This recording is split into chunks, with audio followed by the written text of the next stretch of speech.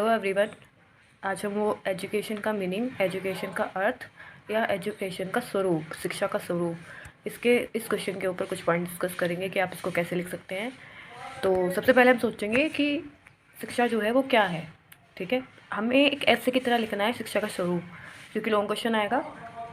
तो आपको कैसे लिखना है, पहले आप सोचेंगे कि शिक्षा को जीवन में, हमारे जीवन में क्या महत्व है। तो हम शुरू करते हैं।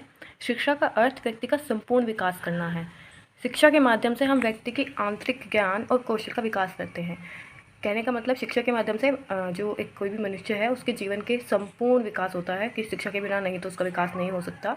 व्यक्ति के व्यवहार में सकारात्मक परिवर्तन लाना ही शिक्षा है।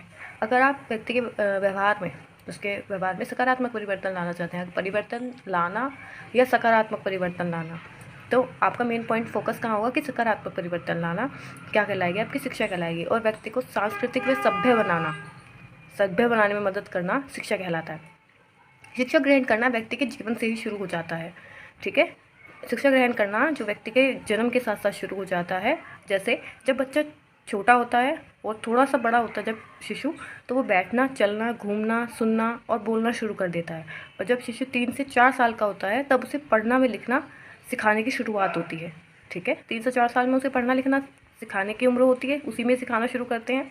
तो इस उम्र में शिशु को स्कूल भेजना भी शुरू किया जाता है, जहाँ से औपचारिक शिक्षा की शुरुआत होती है।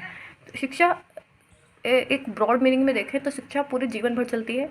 तो अगर हम अनौपचारिक शिक्षा की बात करें और औपचारिक शिक्षा वैसे 2 प्रकार की होती है, औपचारिक शिक्षा व अनौपचारिक शिक्षा। तो अनौपचारिक शिक्षा तो बच्चे के जन्म से ही शुरू हो जाती है और जन्म के साथ मृत्यु के साथ ही ख़त्म होती है, पूरे जीवन भर सीखता रहता है अनौपचारिक शिक्षा। लेकिन औपचारिक शिक्षा की शुरुआत कहाँ से होती है, 3 से 4 साल में, जब बच्चा पढ़ना लिखने के लिए स्कूल जाना शुरू करता है। तो स्कूल के अलावा जो बच्चा परिवार और समुदाय से सीखता है उसे अनौपचारिक शिक्षा कहते हैं। शिक्षा का आरंभ, जैसे मैंने कहा, जन्म से लेकर मृत्यु तक होता है, क्योंकि सीखने का अर्थ विकास से है। सीखने का मतलब या शिक्षा का मतलब क्या होता है कि हमारे मनुष्य का डेवलपमेंट होना चाहिए। विद्यालय शिक्षा व पारिवारिक शिक्षा व्यक्ति के विकास में उपयोगी है। दोनों ही शिक्षा का पूर्ण महत्व है एक व्यक्ति के जीवन में। एजुकेशन शब्द की उत्पत्ति लैटिन भाषा के एजुकेटम शब्द से हुई है।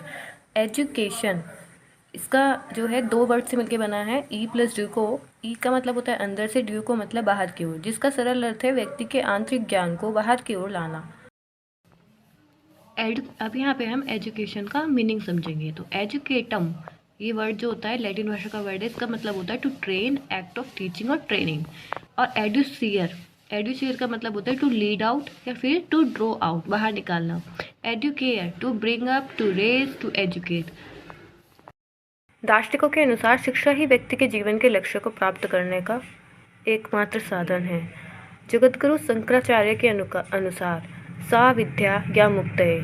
कहने का मतलब कि दार्शनिक व्यक्तियों के बीच जो मुख्य बिंदु है वो व्यक्ति ही होता है। उनका उद्देश्य क्या होता है कि व्यक्ति के उत्तम रूप को जानना और उसका जीवन के लक्ष्य उनको जानना दार्शनिक विचारों का जो है मुख्य बिंदु होता है या उद्देश्य होता है।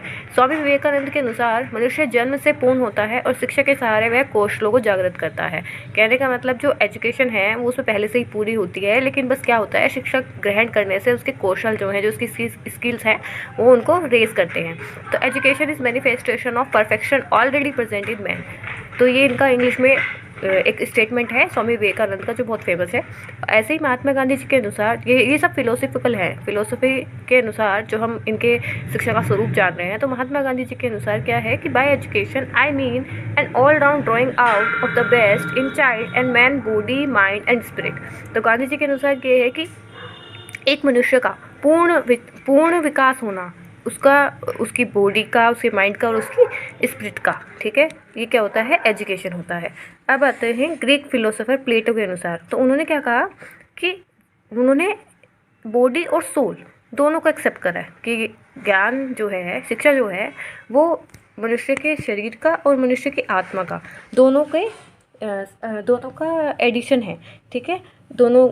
Education consists in giving to the body and soul all the perfection to which they are susceptible।